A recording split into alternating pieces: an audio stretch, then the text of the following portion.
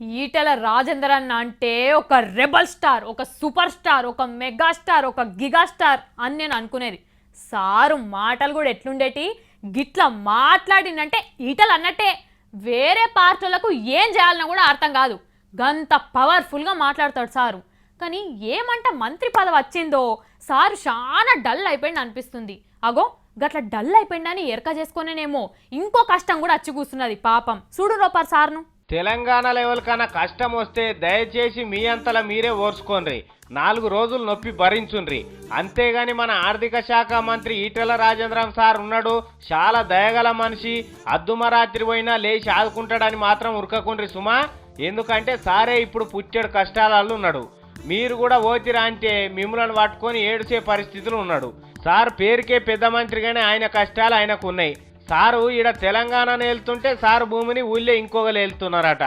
అయితే ముచ్చటేందంటే ఈటెల రాజేంద్రం సార్ వల్ల అమ్మమ్మ ఊరు వరంగల్ జిల్లాలున్న నల్లబెల్లి మండలం బొల్లోనిపల్లి. ఆ ఊళ్ళే రాజేంద్ర సార్ వాళ్ళ తాత పేరు మీద 44 ఎకరాల భూమి ఉన్నదట. అది వెనకటెప్పుడో ఒక సాహెబ్ ఖానాగా ఉన్నాడట వాళ్ళ తాత. 6 పిల్లలు ఉంటే తలా 7 ఎకరాలు వస్తుందని. ఏమైందో ఏమో తెలియదు కానీ 2002 దాకా బాగానే ఉంది భూమి.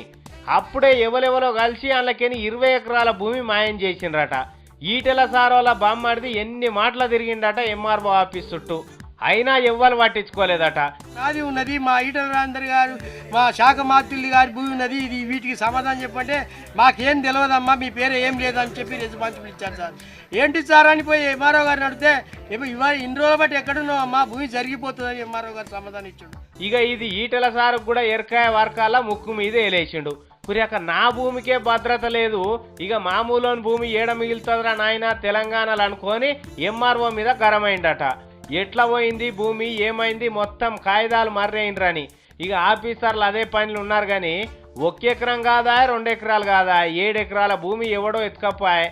అయితే నువ్వేం ఫికర్ చేయక ఈటెల సార్, రేపో మాపో బడ్జెట్ పెడుతున్నావు కదా, గన్ల జర్ర భూ కబ్జాదారుల తోకలు కట్ చేసేందుకు కొన్ని కత్తెరలు కొనేందుకు బడ్జెట్ పెడితివా అంటే నీ అసొంటి బాధ ఎవరికి రాకుంటుంటుంది సార్.